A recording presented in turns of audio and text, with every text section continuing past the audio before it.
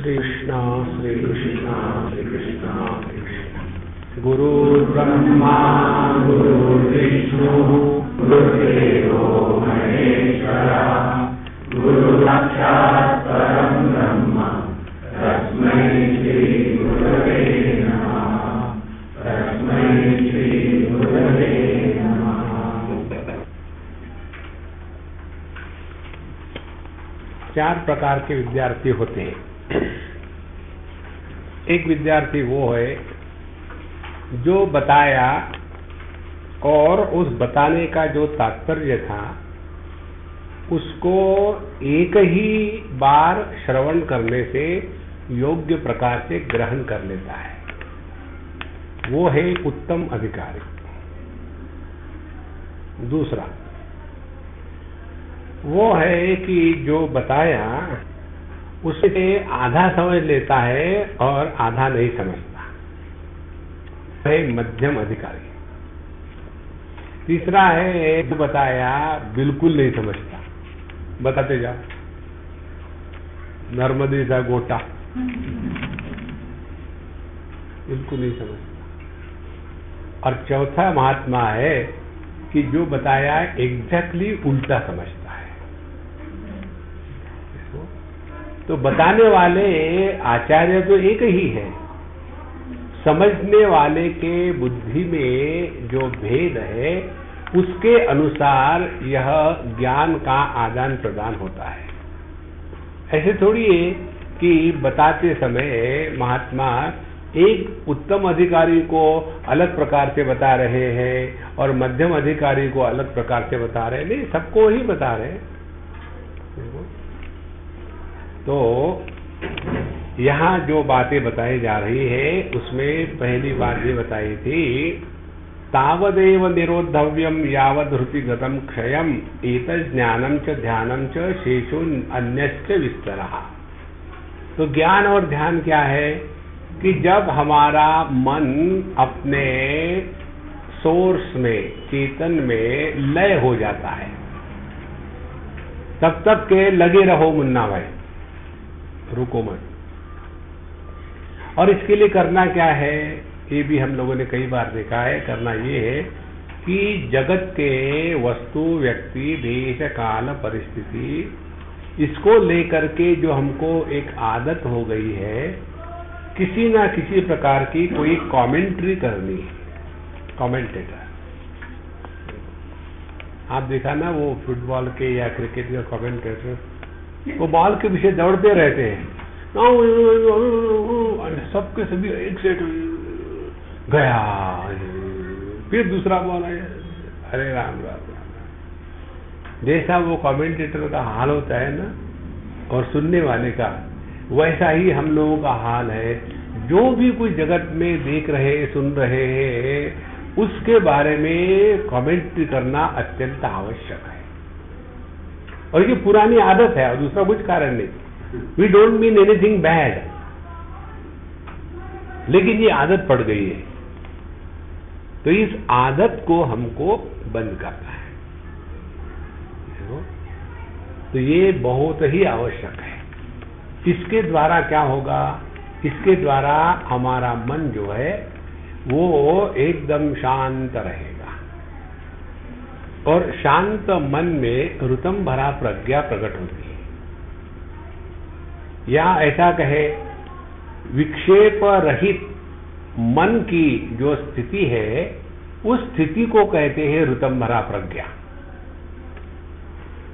तो कितनी बातें हो गई। पहले विक्षेपित मन, दूसरी विक्षेप रहित मन, तीसरी विक्षेप रहित मन की जो क्षमता है तत्व को ग्रहण करने की, ऋतम भरा प्रज्ञा। ऋतम भरा प्रज्ञा का तात्पर्य, ऋतम माने परमात्मा, सत्यम वदिष्यामि ऋतम वदिष्यामि तन्मामवतु तद्वक्तारमवतु। तो शास्त्र संपादित जो सत्य है उसको ऋतम कहते हैं। तो ऋतम भरा प्रज्ञा माने वह मन की क्षमता कि जिसके द्वारा परमात्मा ग्रहण हो सकता है। एक जगह कहेंगे केनोपनिषद में न तत्र चक्षुर्गच्छति न वाग् गच्छति न मनः न विद्मः न विजानीमः यथा एतत् अनुशिष्यात्, कि वहाँ इंद्रिय काम नहीं करते, मन काम नहीं करता, बुद्धि काम नहीं करती। और फिर कहते हैं दूसरे उपनिषद में, मनसा एव इदम् अवाप्तव्यम नेह नास्ति किंचन, इसको मन के द्वारा ही ग्रहण करना चाहिए। आप जरा विचार करके बोलो, कभी कहते हैं कि मन वहां जाता नहीं, यतो वाचो निवर्तन्ते अप्राप्य मनसा सह, और फिर कहते हैं मन के द्वारा ही उसका ग्रहण करो। मन के द्वारा ग्रहण करना माने क्या महाराज? इस मन को चेतना में मिला देना, उसका ये अर्थ है। देखो, तो जब हमारा मन सहज रूप से निर्विकार और किसी भी प्रकार के रिएक्शन नहीं करता, तो ऐसे मन की जो क्षमता है, उस क्षमता को कहते हैं ऋतंभरा प्रज्ञा। अब जब ये ऋतंभरा प्रज्ञा जागृत हो जाती है, तो अपने दृष्टि में परिवर्तन आ जाता है। दृष्टि में परिवर्तन आना माने क्या? अब इसको उदाहरण से समझा। एक विद्यार्थी पीएमटी की परीक्षा पास करता है और डॉक्टर बनने के लिए मेडिकल कॉलेज में जाता है। जब वो मेडिकल कॉलेज में जाता है, तो जब पहले ही दिन जब कॉलेज से घर वापस आता है, गुजराती में कॉलेज नहीं होता, कॉलेज होता है, तो जब कॉलेज से घर वापस आता है, तो जैसे घर वापस आया, घर के लोग क्या कहते हैं? डॉक्टर साहब आए, DOGSAB, डॉक्टर साहब आए, डॉक्टर साहब आए, आइए डॉक्टर साहब। डॉक्टर साहब कहते वाह वाह। अब ये डॉक्टर साहब हो गया माने क्या हो गया? ये जब जाता है पूरे मेडिकल साइंस के डिसिप्लिन से 4 साल निकाल करके बाहर आता है, तो हुआ क्या? उसके दृष्टि में परिवर्तन हुआ। पहले वो सबको आदमी देखता था, अब वो सबको पेशेंट देखता है। दृष्टि में परिवर्तन हो गया ना। एक बार वाशिंगटन की बात है, हम बहुत लंबे जर्नी से आए थे और सुबह कोई 9 बजे के करीब, 10 बजे के करीब लैंड हुए और सीधे गए जहाँ जाना था, और नहा धो करके पहुंचे। 11 बजे से उनका रिट्रीट उन्होंने प्लान किया था। बिल्कुल थके थके मरे हुए थे। तो वहाँ जब गए और पहला सेशन पूरा हुआ, और फिर मैं खड़ा रहा विट्ठल भगवान की पोज में, ऐसा, क्योंकि कमर दर्द कर रही थी, तो ऐसा सीधा गया। उतने में एक अम्मा आई, स्वामी जी एक्सक्यूज मी। तो मैंने कहा यू ऑल्सो एक्सक्यूज मी। क्यों? मैंने बोला ये बताओ, तुम प्लम्बर हो क्या? What do you mean? हमने कहा यूरिनरी सिस्टम की डॉक्टर नहीं हो क्या? यूरिनरी सिस्टम के जो डॉक्टर होते हैं वो प्लम्बर ही तो होते हैं, और क्या होते हैं? घर की जो प्लम्बिंग लाइन और अपने देह की प्लम्बिंग लाइन एक ही होती है, अलग नहीं होती है। तो उसने कहा स्वामी जी, पहले तो मैंने आपको कभी देखा नहीं, दूसरी बात आपको मालूम भी नहीं मैं डॉक्टर हूँ, तीसरी बात आपने क्या पिन पॉइंट किया कि मैं रीनल स्पेशलिस्ट हूँ? हमने कहा मैं सर्वज्ञ हूँ, मुझे सब कुछ मालूम है। तो बोले बताइए आपने मुझे क्यों ऐसा कहा? हमने कहा इसीलिए कि तुमने डायग्नोसिस किया है कि मेरे किडनी में स्टोन है। एकदम वो नीचे बैठ गई, मुझे आपसे डर लगने लगा है। बोले आपने ऐसा क्यों एकदम कहा? हमने कहा कि देखो जिस प्रकार से तुम मेरे पास आई हो और मैं ऐसा खड़ा था, तो ये खड़े रहने की पोज उनकी होती है कि जिनकी किडनी में स्टोन होता है, और डॉक्टर यदि किडनी का हो तो उसको स्टोन ही दिखेगा, यदि ऑन्कोलॉजिस्ट होगा तो कहेगा उसको कैंसर हुआ है, यदि हार्ट स्पेशलिस्ट होगा तो कहेगा उसको हार्ट का प्रॉब्लम है, और यदि होम्योपैथ होगा तो साबुदाने की खिचड़ी खिलाएगा। दृष्टि में परिवर्तन आ गया। देखो, तो क्या दृष्टि में परिवर्तन आता है ऋतंबरा प्रज्ञा श्री कृष्णा जागृत होने के बाद? एक ही परिवर्तन आता है, नाम रूप का महात्म्य गायब हो जाता है और केवल सत्य के प्रति समर्पण होता है। मोक्षार्थम कुरु चित्त वृत्ति मचलाम किम अन्यस्तु कर्म भी। याद है ना, उसमें पढ़ रहे हैं हम लोग, पता नहीं आप पढ़ रहे हैं हम तो फटाफट आपके पीछे कह रहे हैं, क्या हो रहा होगा वहां जाने। किम वानेन अनेन वाजिकर भी, उस श्लोक में आता है ना कि उसमें कहते हैं कि हमारे पास सब कुछ है, उससे क्या मतलब है, ये सब छोड़ो और मोक्षार्थम कुरु चित्त वृत्तिम अचलाम, जीवन में अपने इस सापेक्षता के बंधन से अपने को मुक्त करना है। क्योंकि सापेक्षता क्या है? सापेक्षता वो है कि जिसके किसी भी समस्या का संपूर्ण समाधान नहीं है, या ऐसा ही रहेगा। There is no way out, the only way out is get out of it. देखो, इसीलिए यहां कहते हैं दृष्टि में परिवर्तन आना माने क्या? दृष्टि में परिवर्तन आना माने अब हमको दुनिया से कुछ लेना देना नहीं है, अपना ध्यान अपने स्वरूप में निष्ठित है, निष्ठावान है। तब अपने दृष्टि में परिवर्तन आ गया, और जब दृष्टि में परिवर्तन आ गया तब कैसे दिखता है? 12वें मंत्र में हमको बताया था, एक एव ही भूतात्मा भूते भूते व्यवस्थितः। देखो, कल हम लोग ऊपर बैठे थे ना, तो आकाश में अनेक तारे देख रहे थे। एक बार हम जा रहे थे केदारनाथ, 1-2 बसें थी और वहाँ रामपुर में पहुंचे। हमें दिखाया किसी को जो हमारे पास बैठे थे कि हम यहाँ रुके थे, और उस समय ज़्यादा अच्छा भी नहीं था, काफ़ी बिजली आती जाती नहीं रहती, ऐसा था। तो हम लोग अपने वो जो बत्ती होती है साथ में लेके चलते थे। तो थोड़ा लेट हो गया, कुछ हो गया, तो सभी के सभी कौं कौं कौं कौं कौं कौं करने लग गए। हमने कहा अब मैं इनके सामने रहूंगा तो ये मेरा सर खाएंगे। तो मैं डायरेक्टली ऊपर पहुंच गया छत पर पहुंचा तो किसी ने देखा स्वामी जी ऊपर गए, बोला नहीं अभी मैं हूं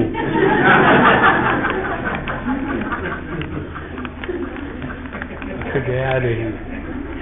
फिर एक के बाद एक आ गए, कोई टॉर्च ले गए। हमने कहा देखो जैसे मैं लेटा हूं फ्लोर पर वैसे आप ले जाओ, ऊपर देखो आकाश की तरफ, और वैसे लेटे। हमने कहा अब आकाश को देख करके आपके मन में क्या क्या विचार आता है एक एक वाक्य में बताओ। उनको बिजी रखना था और कुछ नहीं, टाइम पास था। बात तो हो रही ज्ञान की, लेकिन होता था असल में टाइम पास। तो उन्होंने, एक ने कहा कि बहुत सारा अंधेरा है, दूसरे ने कहा अंधेरा कहाँ है, इतने सारे तारे दिख रहे। वहां भी झगड़ा। हमने कहा कि अपने विचार बताओ, झगड़ा करने के लिए थोड़ी बताया था। व्यक्ति वही देखता है इस दुनिया में जो देखना चाहता है, जो है वो थोड़ी देखता है। यही दृष्टि में परिवर्तन है। तो जब हम सबको बुला रहे थे, बता रहे थे, एक ने फिर जब तब तक खाने की घंटी हो गई, चलो अब घंटी होगी, चलो खाना खाओ, शांत हो जाओ। बोले स्वामी जी आप बताइए आपको क्या दिख रहा है। हमने कहा सुनो, हमको लग रहा है एक बहुत बड़ी कढ़ाई उल्टी रखी है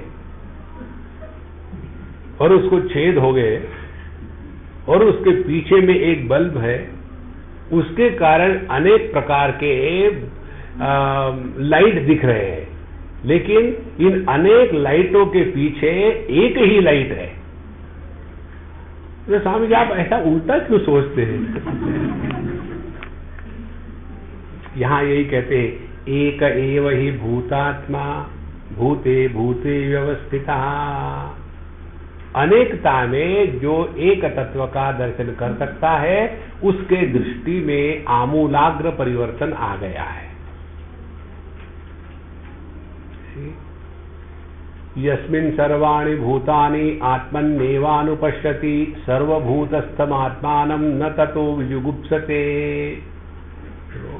जब हम अपने को सब में देखते हैं और सबको अपने में देखते हैं, तो किसी भी प्रकार की घृणा, द्वेष इत्यादि निर्माण नहीं होते हैं। इसलिए एक एव ही भूतात्मा भूते भूते व्यवस्थितः एकधा बहुधा चैव दृश्यते जलचंद्रवत। तो अनेकता का कारण क्या है? एकधा बहुधा अनेक प्रकार से क्यों दिखता है? इसलिए कि उपाधियों के कारण। अब देखो, उपाधियों के कारण अनेक देखने का भी ये जो है ना तत्व चिंतन, ये अत्यंत सूक्ष्म है। जब तक कि बुद्धि सूक्ष्म नहीं होती।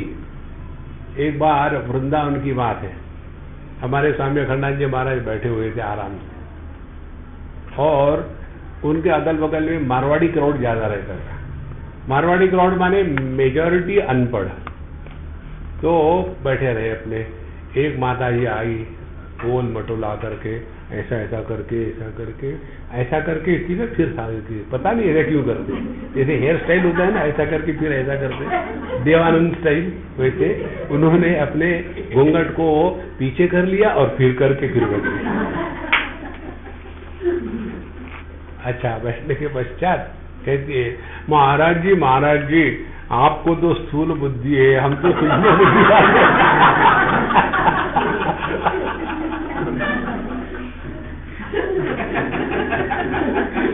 देखो दुनिया में दुख कहाँ है। तो जब सूक्ष्म बुद्धि होती है तब क्या दिखता है? तो सूक्ष्म बुद्धि में दिखता है एक का अनेक के रूप में प्राकट्य है। एक ही अनेक रूप में प्रकट हो रहा है। अब इसको ऐसे समझो, आदमी एक ही है। अब उसका प्राकट्य कितने रूप से होता है? पुत्र के रूप में, पति के रूप में, पिता के रूप में, भाई के रूप में, फादर इन लॉ के रूप में, सन इन लॉ के रूप में, ऑफिसर के रूप में, सबऑर्डिनेट के रूप में, ड्राइवर के रूप में। कितने हो गए? ध्यान से सुनना। और दुखी होने वाला कौन है? आदमी। तो एक होते हुए भी ये जो अनेकता है यह औपाधिक है, वास्तविक नहीं है। इसी प्रकार से एक ही ज्ञान जिसको हम मन कहते हैं, वह एक ही ज्ञान बस 5 ज्ञानेंद्रियों से प्रकट होता है, तो 5 प्रकार से प्रकट होता है। देखो, तो जिसका ध्यान अनेकता के तरफ है वो एक को मिस करेगा, और जिसका ध्यान एक के तरफ है उसको अनेकता से अड़चन नहीं होगी। यही है अपने दृष्टि में परिवर्तन लाना। देखो, इसीलिए भेद का जब हम दुराग्रह करेंगे, भेद का जब हम प्रतिपादन करेंगे, भेद का जब हम समर्थन करेंगे, तो हम डिसइंटीग्रेट हो जाएंगे, बिखर जाएंगे। और यही बात होती है, कितने हम बिखर जाते हैं। पति है, पत्नी है, भाई है, बहन है, ऑफिस है, गवर्नमेंट है, ये देश है, वो देश है, और सेंसेक्स इंडेक्स है, क्या नहीं है। एकदम ऐसे तितर बितर हो गए। और ऐसा जो फटे हुए दिल का है वो आकर के ध्यान को बैठा है। हाँ, लगाओ ध्यान हमारा, देखते असली महात्मा होगे तो हमारा ध्यान लगाओगे।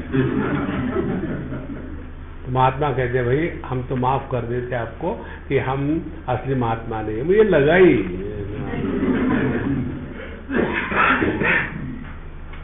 इसलिए महाराज अपने दृष्टि में जब तक परिवर्तन नहीं आता ना, तब तक के आधे घंटे 1 घंटे बैठ लेना ये कोई जीवन का लक्ष्य नहीं हो सकता। एक जवान लड़के ने मुझे पूछा था, स्वामी जी मैं विवेकानंद के जैसे कब बैठ पाऊंगा ध्यान में? हमने कहा मरने के बाद हम तुम्हारा स्टैचू बनाएंगे। तुमने देखा था क्या विवेकानंद को? स्टैचू ही तो देखा है। इसीलिए जो महात्मा नहीं है उनके साथ व्यवहार करना, उनके साथ रहना बड़ा आसान है। जो जिंदा महात्मा है उनके साथ रहना बड़ा कठिन होता है। क्योंकि विवेकानंद की आप पूजा कर रहे, उनके ऊपर में आपने बॉइलिंग पानी डाल दिया तो करेंगे क्या बेचारे बैठे? और जिंदे महात्मा के पैर पर गर्म पानी एक लगाएगा, महात्मा जी मुझे मार दिया सबके सामने, उनको जला रहे थे आप, वो कोई पत्थर थोड़ी है। इसी कारण से मैं कभी अपने पैरों को वो धोने नहीं देता, मेरा धुले हुए पैर है। अपने दृष्टि में परिवर्तन लाना है। और उदाहरण देते हैं, घटवद विविधाकारम भिद्यमानम पुनः पुनः तद्भग्नम न च जानाति। जैसे किसी भी घट को लेकर के उस आकाश का आकार घट सदृश हो जाता है, और जो अज्ञानी है वो सोचते हैं कि जब घट टूट गया तो घटाकाश है वो भी टूट गया, इससे बढ़कर के कोई बेवकूफी नहीं हो सकती। तो तद्भग्नम न च जानाति, घटाकाश का नाश कभी नहीं हो सकता। आकाश भले हमारे खोपड़ी में हो, बाहर भी है वही। जब बाहर अंदर की भ्रांति समाप्त हो जाती है तब हम अपने स्वरूप में स्थित है। जब तक के अंदर बाहर का चक्कर है, हमारा अनुभव यह है कि मैं माने मैं अंदर हूं, आप बाहर हो। यही तो संसार है। गहरी नींद में ना तो मैं अंदर हूं ना तो आप बाहर हो। देखो, आपका ये रोज का अनुभव होगा कि जब कोई खर्राटे मारने वाला आपके कमरे में है तो पहले ही सो जाओ। पहले सो गए तो उसके खर्राटे का कोई प्रभाव नहीं होगा। देखो, और यदि आपके सोने के पहले उसने पहले नंबर लगा लिया तो फिर आप गिनते रहो। नहीं तो जुगलबंदी शुरू करो, दोनों को भी टाइम पास हो जाएगा। तद्भग्नम न च जानाति स जानाति च नित्यशः। लेकिन जो ठीक से जानता है कि आकाश कभी भग्न नहीं होता। ये एक बड़ा सिंपल टेक्निक है। एक महात्मा को पूछा इसने कि महाराज जी हमने उपनिषद पढ़े हैं, उसमें आता है एक जगह में कि तस्मात् आत्मनः आकाश संभूतः। महाराज ने कहा चुप बैठो जी, आगे मत जाओ, तुम मुझे क्यों बता रहे हो? नहीं, ये दुनिया कैसे निर्माण हुई ये मैं पूछना चाहता हूं आपसे। तो बोले पहले इतना तो समझ लो, तस्मात् आत्मनः आकाश संभूतः। आकाश माने क्या? कुछ नहीं, माने परमात्मा से कुछ पैदा नहीं हुआ। चुप रहो, एकदम खल्लास।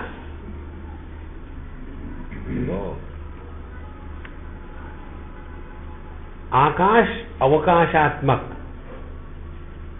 जहां खालीपन होगा वही फुदकना होता है। आप अपने पानी की बोतल में आधा पानी भरा है तो हिलाओ तो हिलता है।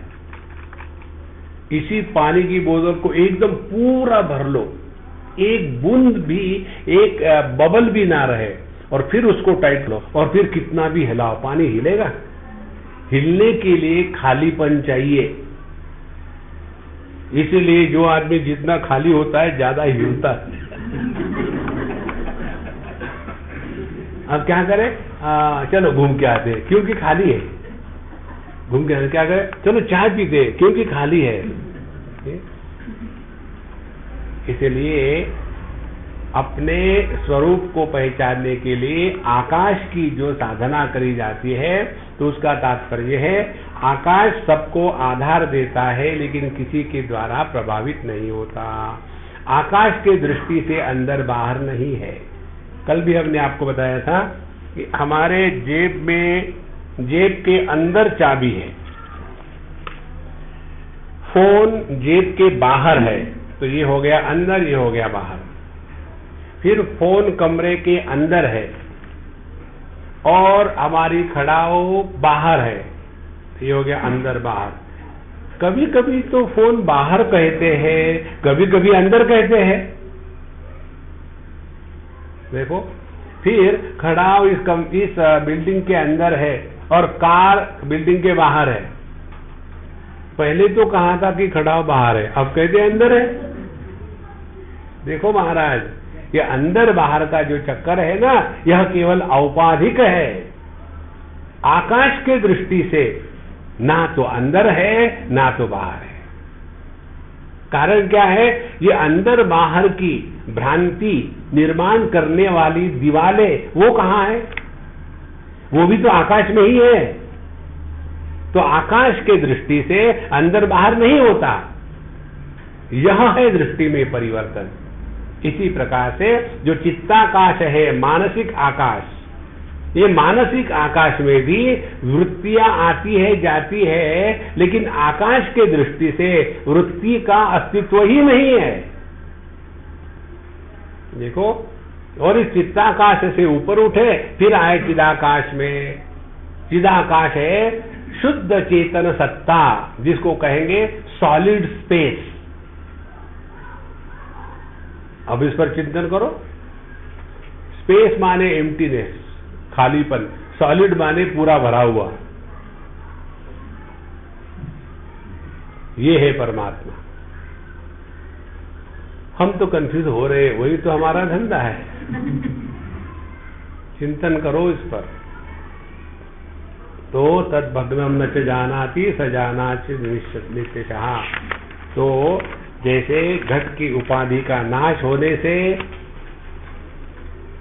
घटाकाश को कुछ नहीं होता, क्योंकि घटाकाश कभी भी घट के कारण मूल आकाश से अलग नहीं था। हम कहते हैं घटाकाश, आकाश को पूछो, वो कहते हैं मैं घटी आकाश नहीं हूं, मैं तो ओरिजिनल हूं। घटाकाश घट के निर्मिति के समय अपने आप निर्माण हो जाता है। जब घट निर्माण करते हैं तो उसमें क्या बाहर से घटाकाश डालते हैं? उसमें दूध डालेंगे, पानी डालेंगे, सब डालेंगे, लेकिन क्या घटाकाश बाहर से डालते हैं? तो उसके निर्मिति के समय ही यह घटाकाश पैदा हो जाता है। इसी प्रकार से जहां देह पैदा हुआ और देह की क्षमता यदि चैतन्य को मन के रूप में व्यक्त करने की है, तो उसी समय उसमें जीव भाव, जीव नहीं, व्यक्ति नहीं, अभिव्यक्ति निर्माण होती है। और ये अभिव्यक्ति से ही सब दुनिया चल रही है। इसीलिए जब यह घट नष्ट हो गया तो आकाश को कुछ नहीं हुआ। इसी प्रकार से जब देह नष्ट होता है तो चेतन सत्ता को कुछ नहीं होता। जिसको हम घटाकाश कहते हैं आकाश के दृष्टि से और हट के दृष्टि से, उसी को चैतन्य और देह के दृष्टि से मन कहते हैं। तो जैसे बाहर का आकाश, स्थूल वस्तुओं के द्वारा प्रभावित नहीं होता, उसी प्रकार से सूक्ष्म मानसिक आकाश, जिसको चित्ताकाश कहते हैं, यह चित्ताकाश, उसमें कौन से विषय होंगे? वृत्तियां, विचार, किसी भी विचार के द्वारा प्रभावित नहीं होता। तो जब हमारा इस चित्ताकाश में दृढ़ता का स्थान, माहौल पैदा होगा, तब अगली बात खोपड़ी में घुसती है कि चिदाकाश क्या है। चिदाकाश होता है अवस्थाओं को लेकर के, चित्ताकाश होता है वृत्तियों को लेकर के, और भूताकाश होता है जगत के वस्तुओं को लेकर के। जब हम अपने जीवन में जगत के वस्तुओं के द्वारा, अंतःकरण की वृत्तियों के द्वारा और जागृत स्वप्न सुषुप्ति इनके द्वारा प्रभावित नहीं होते, तब हम अपने स्वरूप में निष्ठावान हैं। देखो महाराज, तो ये ऐसा है, तो फिर ये गड़बड़ी कहां से आई? गड़बड़ी की बात बताते हैं। 15वां श्लोक, शब्दमायावृतो नैव तमसा याति पुष्करे भिन्ने तमसि चैकत्वम् एक एवानुपश्यति. Although the reality appears many on account of covering by the words, when the limitation of the words and the ignorance born out of that is destroyed, the non-dual self is experienced. देखो, शब्द अनेक है, शब्द का जो आधार है वह एक है. तो शब्द मायावृतो नैव तमसा याति पुष्करे. पुष्करे बहुत सारे. तो शब्द तो अनेक है, ये शब्द का ही तो सब जाल है.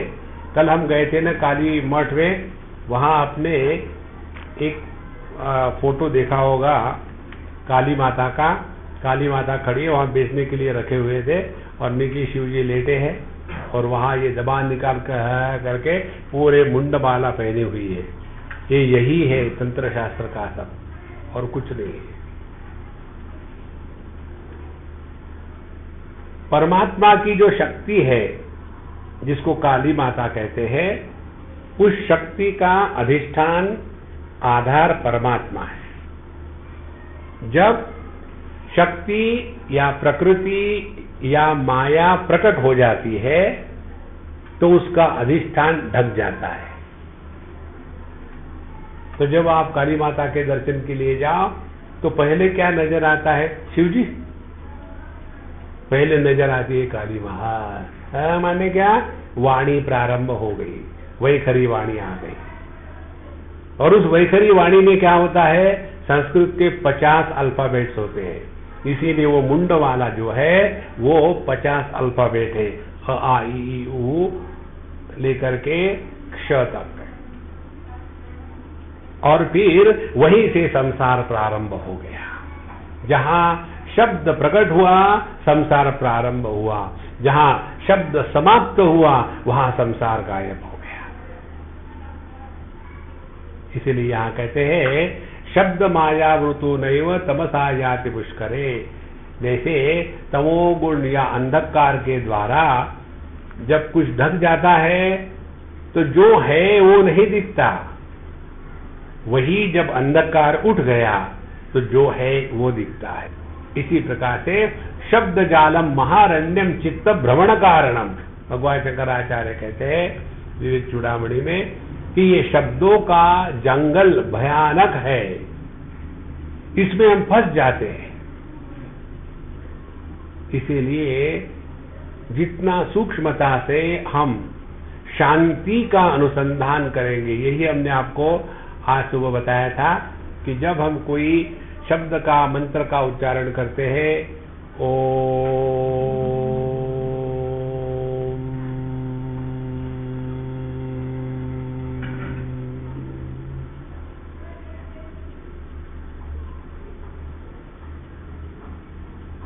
ये कहां समाप्त हुआ? फिर प्रारंभ करते हैं तो फिर एकदम सूक्ष्मता से अवेयर रहना कि कहां से प्रारंभ हुआ.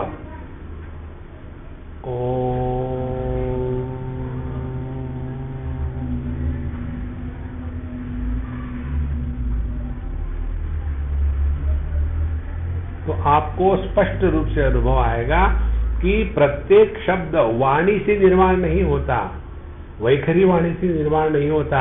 उसका अनुसंधान करते जाओ तो आप हृदय में आ जाएंगे. इस हृदय में मन का प्राकट्य होता है और जहां मन का प्राकट्य होता है वहां मैं पैदा होता है.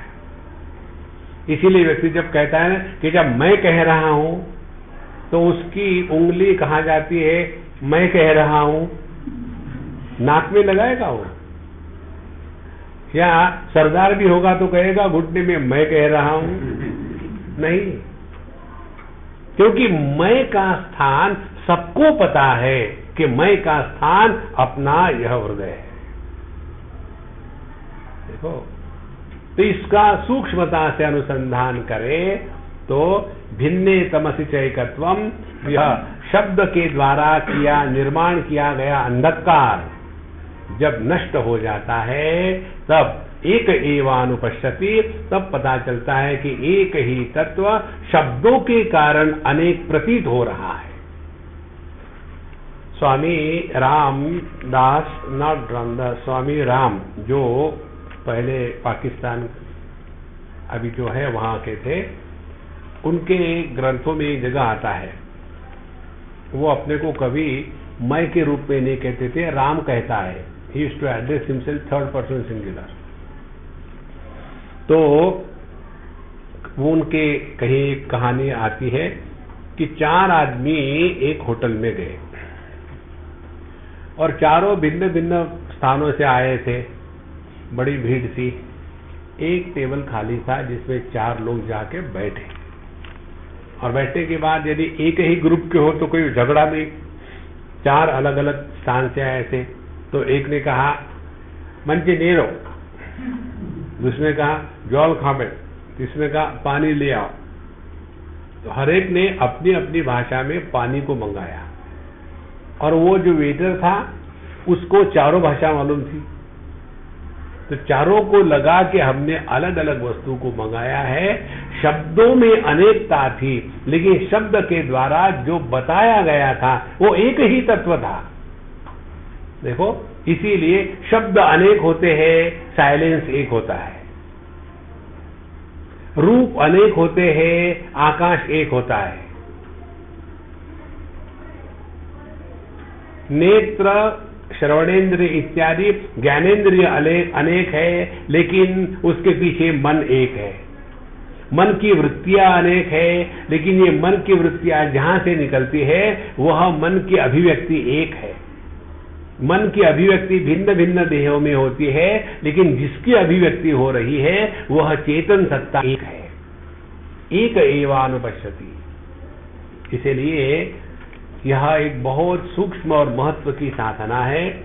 शांत बैठ करके केवल साइलेंस का अनुसंधान करें। Keep listening to silence. आप जितना साइलेंस को सुनने का प्रयत्न करेंगे, उतने आपको सूक्ष्म से सूक्ष्म शब्दों का ग्रहण होना शुरू हो जाएगा, जो नॉर्मली हम नहीं सुनते। और फिर जैसे जैसे सूक्ष्मता बढ़ेगी, वैसे वैसे आपको दिव्य शब्दों का अनुभव होने लगेगा।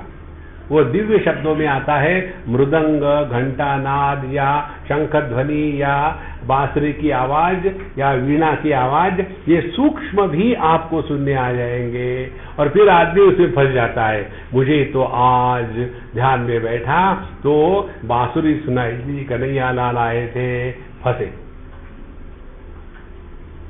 देखो, इसी प्रकार से आकाश का अनुसंधान करें। शांत होके बैठे हैं एब्सोल्यूट अंधकार में, आकाश देखने के लिए आंखें खोल दी, और बस देखना हो रहा है, लेकिन कुछ देखा नहीं जा रहा है। यह आकाश का अनुसंधान है। इस आकाश के अनुसंधान में लगो तो धीरे धीरे आपके सामने दिव्य दिव्य मूर्तियां प्रकट होने लग जाती है, जैसे आपकी इच्छा होगी, कृष्ण, राम इत्यादि। लेकिन ये सब फिर मन का ही खेल है। हमको इसके परे जाना है, नहीं तो आदमी इसी में फंसा रहता है। इसीलिए शब्द माया वृतो नैव तमसा याति पुष्करे, भिन्ने तमसि चैकत्वम एक एवानुपश्यति। तो जैसे जैसे हम ये शब्दों के द्वारा जो अर्थ बताया है उसको ग्रहण करेंगे, तो उस एक तत्व को हम अपने आत्म रूप से अनुभूत करते हैं। शब्दाक्षरम परम ब्रह्म तस्मिन् क्षीणे यदक्षरम तद्विद्वानक्षरम ध्यायेत् यदिच्छेत् शांतिमात्मनः। पहले भगवान कहते हैं शब्द अक्षरम परम ब्रह्म। शब्द अक्षर होता है ओंकार। तो पहले प्रारंभिक अवस्था में साधक इस ओम का अनुसंधान करे। पंचदशी में आता है कि दीर्घम प्रणवम उच्चार्य मनोराज्यम विलीयते। यदि आपके मन में बड़े विक्षेप आ रहे हो और आप उनको शांत करना चाहते हो, जैसे कई बार खुजली आती है लेकिन शांत नहीं करना चाहते, खुजलाते रहते, उसी प्रकार से मानसिक खुजली से यदि निवृत्ति पाना चाहते हो तो उसके लिए ओम का दीर्घ उच्चारण करे, शांत बैठ करके कोने में बैठे और पब्लिक के लिए माइक लेकर के नहीं, अपने आप में एकदम ओम।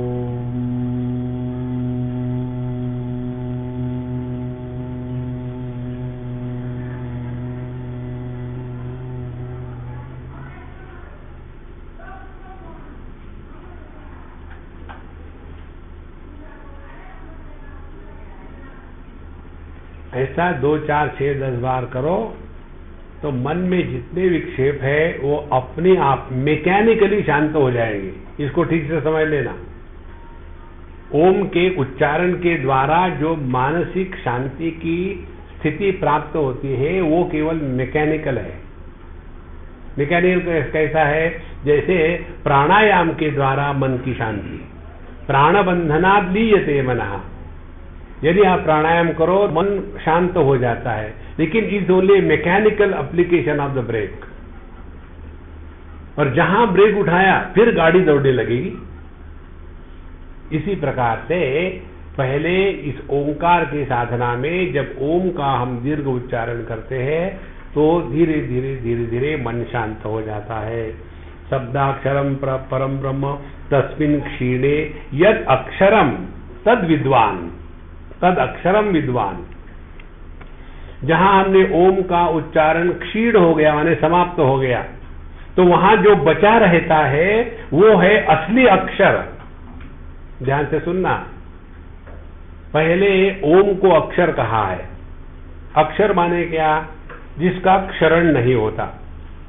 जैसे र, अ, म और अ,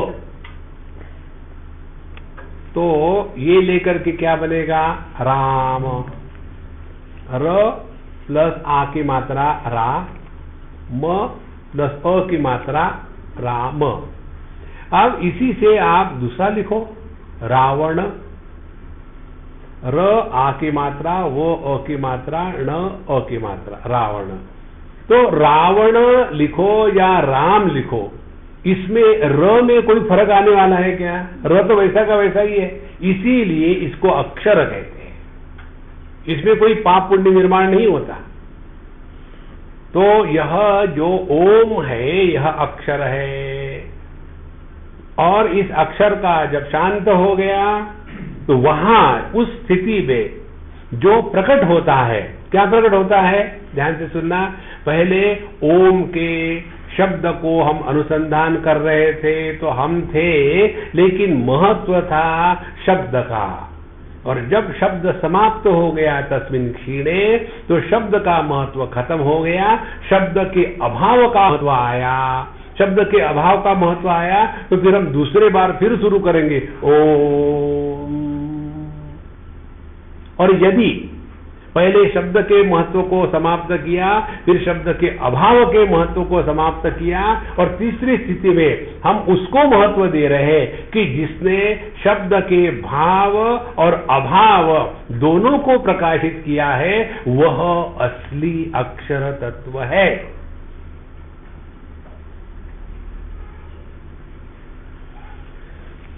चाय है क्या लेक्चर के बाद?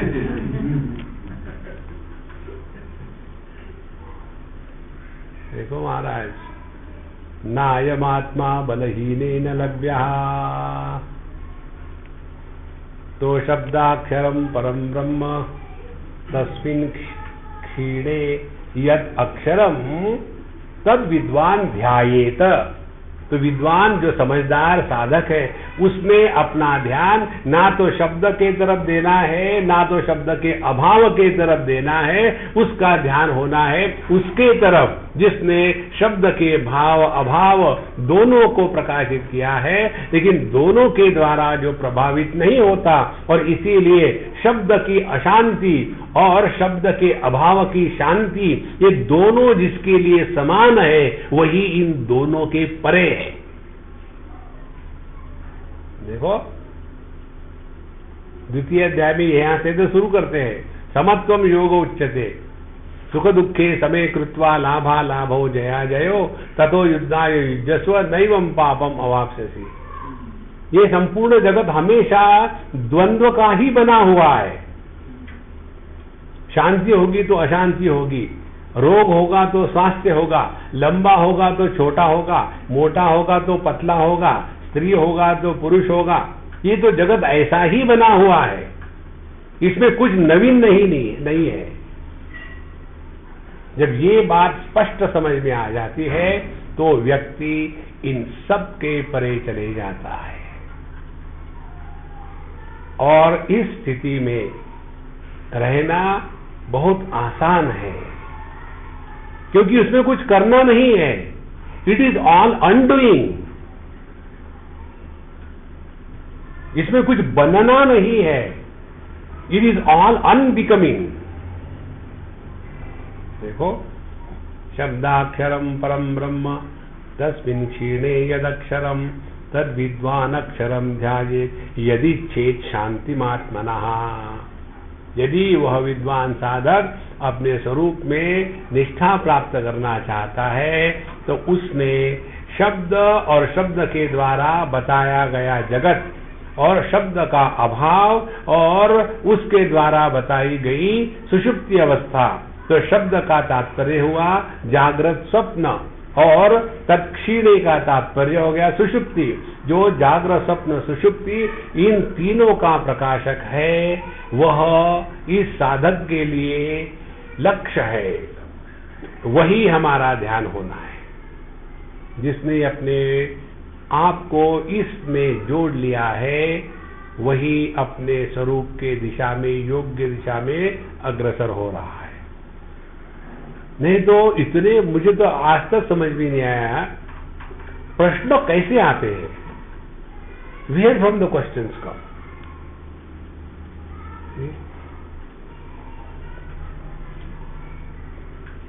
आपने देखा होगा कि हम प्रश्नोत्तरी को ज्यादा महत्व नहीं देते,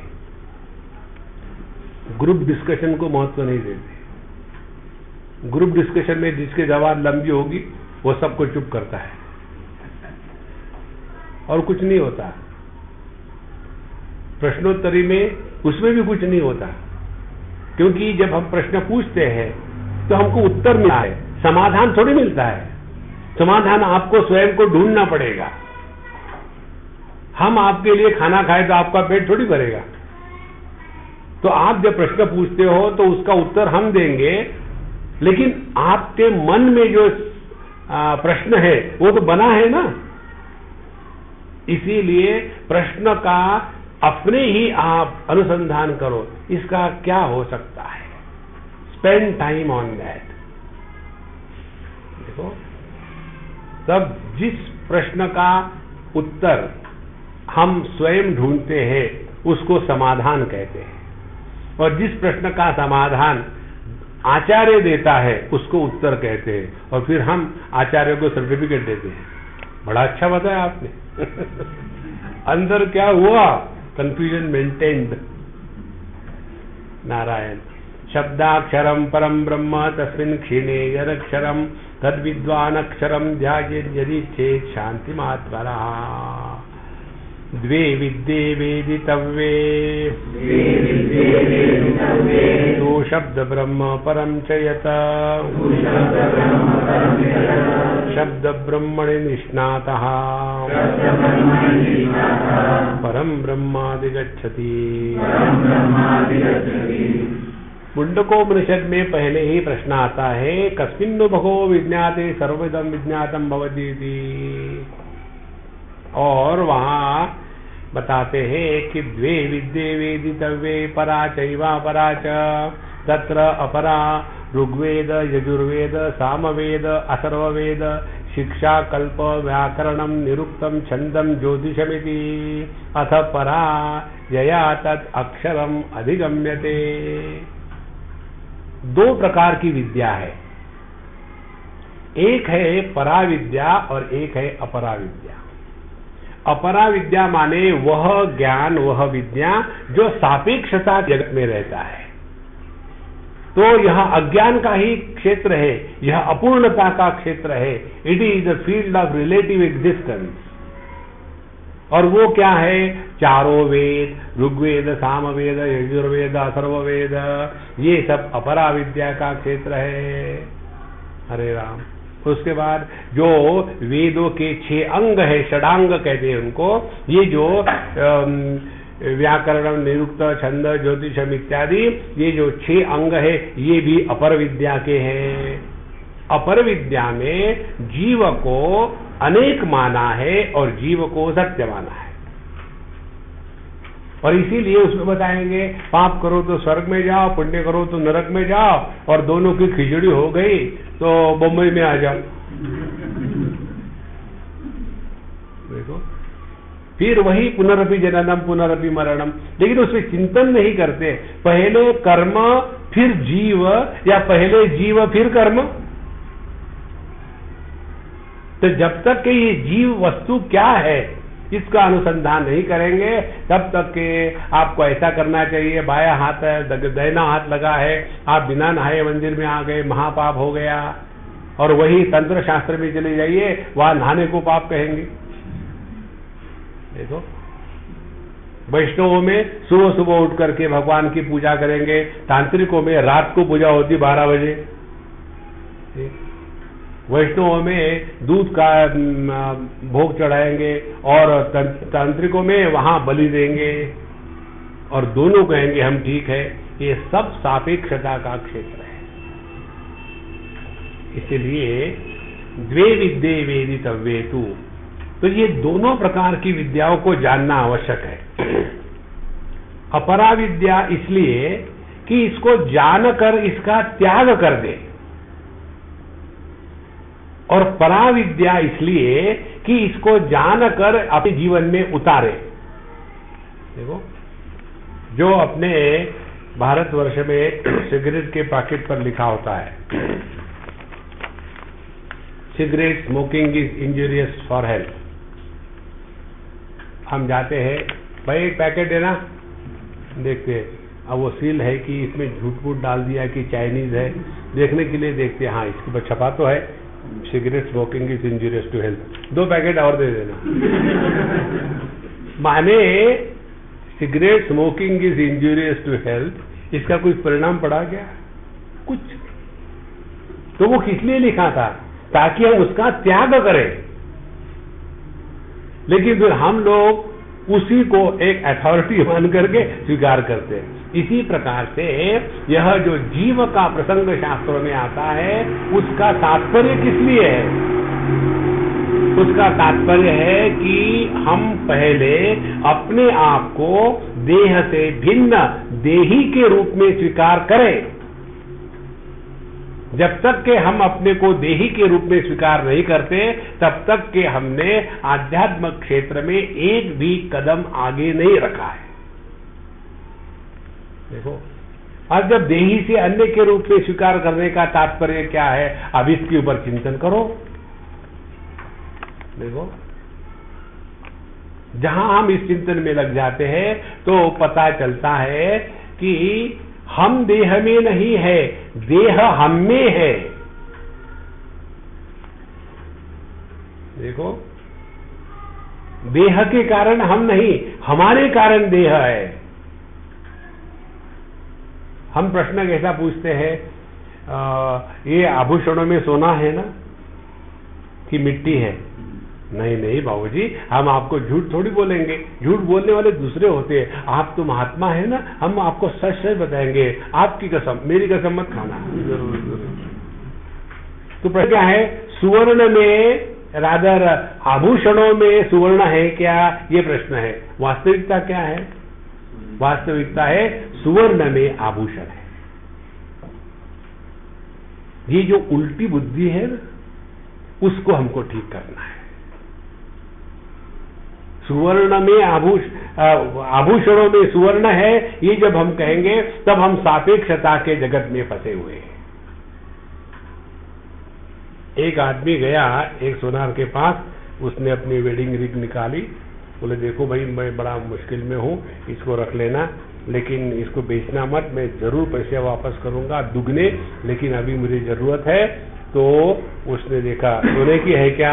सोने की? मेरे शादी की है। शादी नहीं, सोने की है क्या?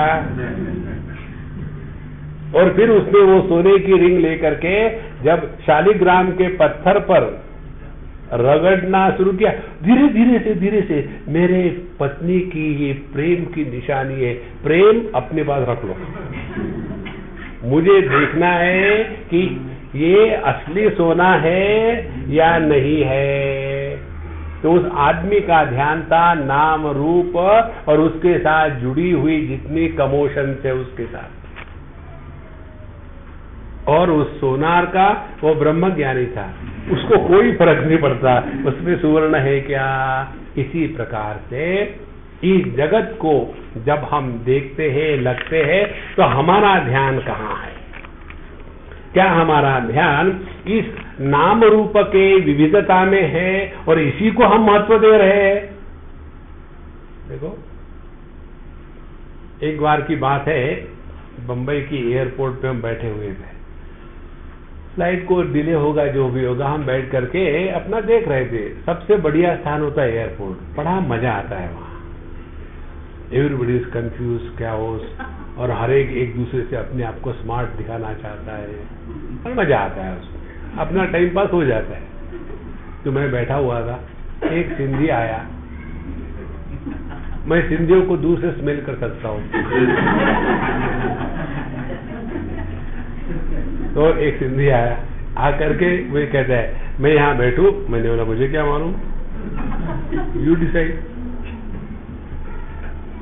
उसने पूछा कैन आई सिट हियर, उसने अंग्रेजी में बोला can I sit here, how do I know whether you can sit. Thank God वो माने बंगाल का सिंधी नहीं था। बंगाल का सिंधी होता तो क्या कहता, वो कहता कैन आई सिट हियर, तब उसको वही कहता नो।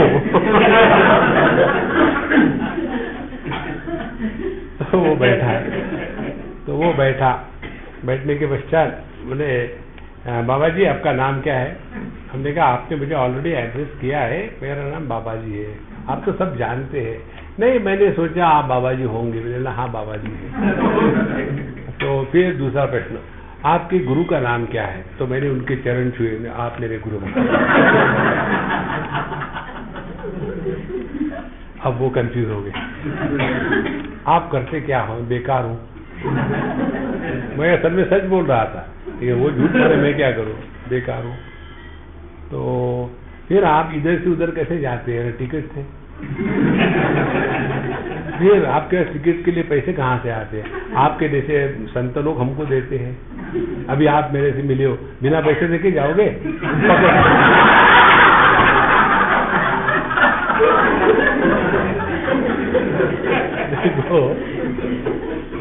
ऐसा फंस गया। और उसी समय में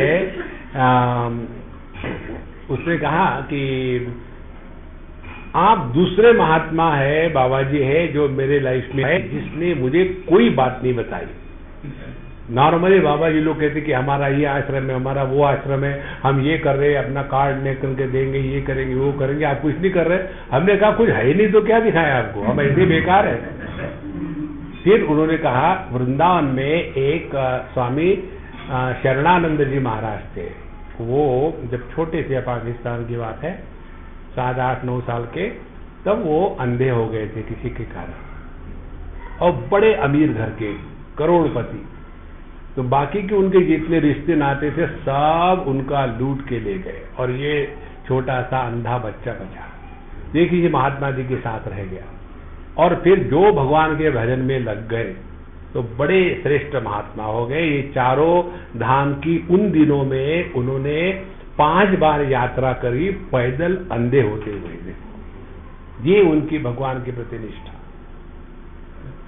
तो जब यह निष्ठा हमारी दृढ़ हो जाती है तब हमको पता चलता है कि ये जगत के जितने रिश्ते नाते भाई बहन है ना, इनके साथ उतना ही संबंध रखो, उससे ज्यादा अपने सर को खराब मत करो। हमने किसी का यहां ठेका नहीं लिया है, जहां तक सवाल है वहीं तक बस, not beyond it. Draw a line, दस फार, नो फर्दर। अन्यथा हम अपने आप को अनावश्यक फंसा लेते हैं। तो यह जो सापेक्षता का जगत है, इसको ऐसा जानो कि यह वांछनीय नहीं है, इसको अपने साथ नहीं रखना है, जानो और काम होने के बाद निकाल डालो। देखो इसीलिए यह अपरा विद्या का क्षेत्र है। द्वे विद्ये वेदितव्येतु शब्द ब्रह्म परम च तत्, और शब्द ब्रह्मणे निष्णातः।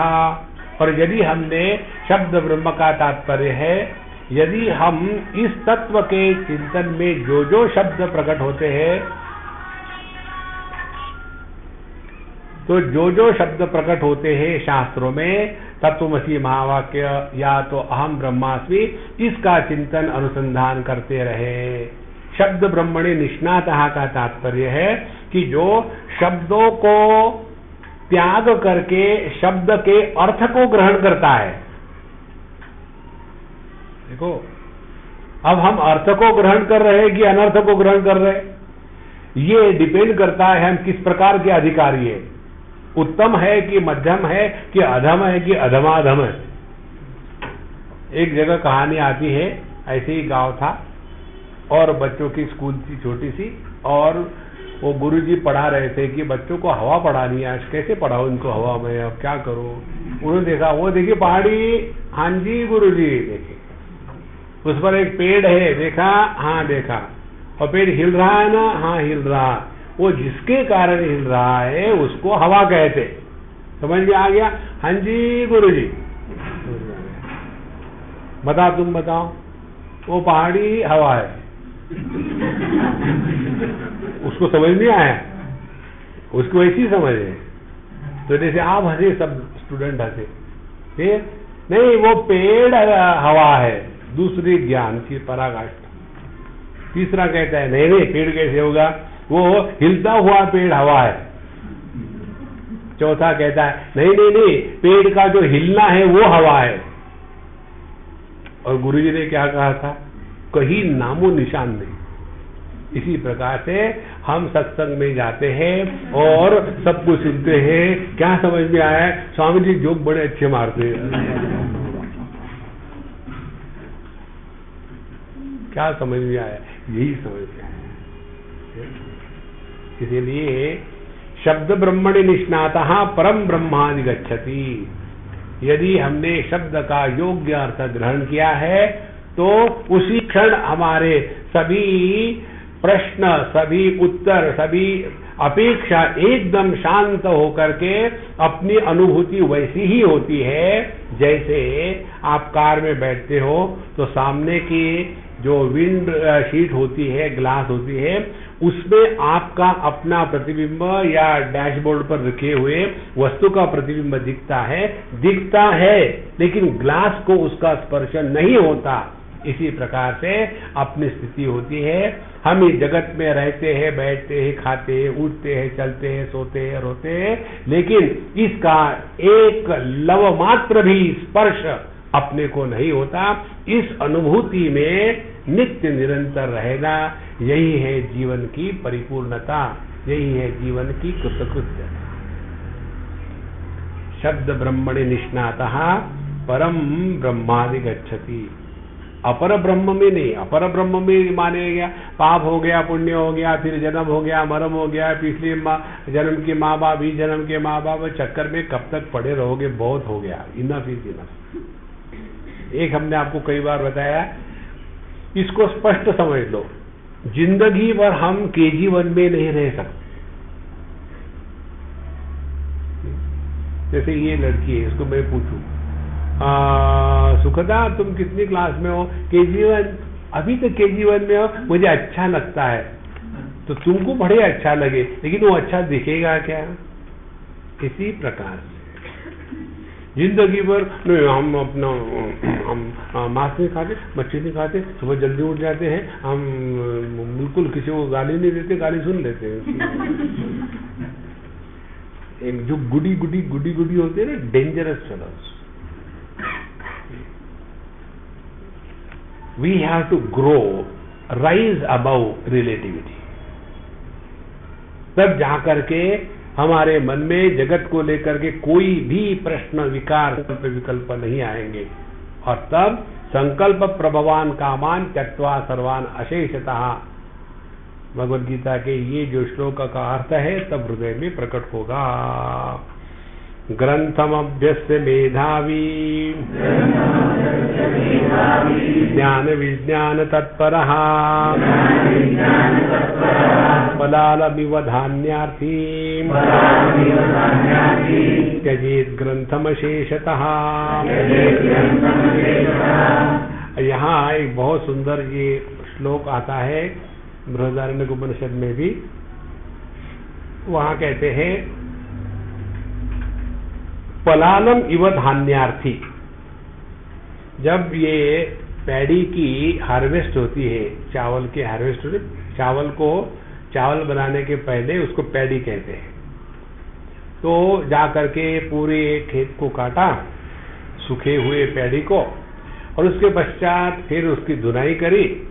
धुनाई करने के बाद उसमें से चावल के जो दाने हैं उसको निकाल लिया, और फिर घास का, हस का क्या करेंगे, उसको त्याग देंगे। इसी प्रकार से ग्रंथम अभ्यस्य मेधावी ज्ञान विज्ञान तत्परः, शास्त्रों का अध्ययन करे, केवल पांडित्य में ना फंसे। फिर ज्ञान विज्ञान तत्परः, शास्त्रों के माध्यम से उपलब्ध समझ को ज्ञान कहते हैं, और उस ज्ञान का जब अपने जीवन में अवतरण होता है अनुभूति के रूप में, तब उसको विज्ञान कहते हैं। ज्ञान विज्ञान तत्परः। तो जब यदि हमने शास्त्रों का अध्ययन सिंसियरली किया है, तो धीरे धीरे अपने बुद्धि में, दृष्टि में परिवर्तन आने लग जाता है, और ये परिवर्तन इतना सूक्ष्म होता है कि ये परिवर्तन हमको नहीं समझ में आता, अन्य को दिखने लग जाता है। देखो, जब छोटे बच्चे होते हैं और जब बड़े होते हैं तो उनको नहीं समझ में आता वो बड़े हो रहे, उनके घर के जो माँ बाप है उनको भी नहीं समझ में आता बड़े हो रहे। बाहर का हमारे जैसा कोई जाता है। एक बार हम गए थे किसी के यहाँ, काफी सालों के बाद, जब वो बच्चा छोटा सा ऐसा था गोद में, हम गए 8-10 साल के बाद, तो खड़ा हो गया। अरे यार, लास्ट टाइम ऐसा ही हॉरिजॉन्टल वर्टिकल हो गया। अब उन बच्चों के ग्रोथ जो हो गई है वो घर के लोगों को नहीं पता चलती, बाहर के लोगों को पता चलती है। इसी प्रकार से अपने में जो दृष्टि परिवर्तन और आध्यात्मिक परिवर्तन होने लग जाता है, तो उसका प्रभाव अपने अगल बगल में अपने आप पड़ने लग जाता है। And you don't even claim that, you cannot claim, because you are not there. देखो, जैसे चुंबक के अगल बगल में लोहे के टुकड़े हो तो अपने आप खींचे जाते हैं, उसके लिए चुंबक में कर्तृत्वाभिमान नहीं होता, इतने सारे लोहे के टुकड़ों को इकट्ठा करके बैठा हुआ कब से मैं, हाँ, क्योंकि वहां मैं नहीं होता। इसलिए ग्रंथम अभ्यस्य मेधावी ज्ञान विज्ञान तत्परः। 1 घंटा अध्ययन किया, उसके बाद 22.5 घंटे मनन किया। कितने घंटे हो गए? 23.5। आधे घंटे में ध्यान का अभ्यास किया। ऐसा 10 साल करने के बाद 10 सेकंड के लिए यदि आप अपने आप से प्रसन्न हो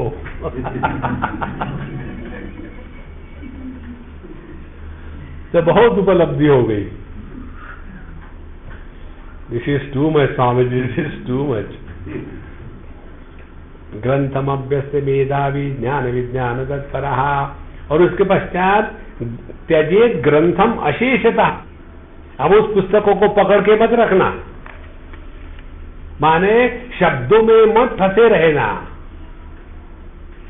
देखो, नहीं तो यही झगड़ा चलता है। हमको याद है, बहुत पुरानी बात है, यदि कोई हमको श्लोक याद नहीं आता तो हम इतने दुखी हो जाते थे, इतने दुखी हो जाते थे, ये श्लोक मैंने कहाँ पढ़ा, कहाँ पढ़ा, कहाँ पढ़ा, कहाँ पढ़ा। पूरा दिन जब तक के उस श्लोक को खोद खोद के निकालेंगे नहीं, तब तक के मन में शांति नहीं।